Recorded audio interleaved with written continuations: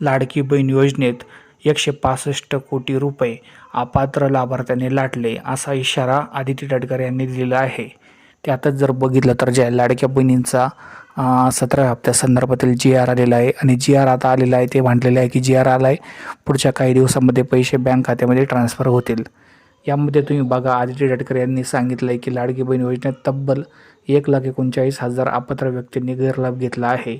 त्यात जवळपास त्यांनी 25 कोटी रुपये लाटले आहे. उत्पन्नाची आणि इतर निकषाची पूर्तता न करणाऱ्या 7,958 अपात्र महिलांनी 140 कोटी रुपयांचा गैरलाभ घेतला आहे. शिवाय 9,000 शासकीय महिला कर्मचाऱ्यांनी 14 कोटी रुपये लाटले आहे. एकूण रक्कम 165 कोटी होत आहे.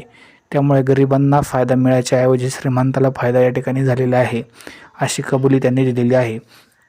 त्यातच जर बघितलं तर आता सर्वांना या ठिकाणी याचा आता पुढं अपात्र होणार आहे, मात्र बाकीच्या महिलांना लाभ होतच राहणार आहे. धन्यवाद.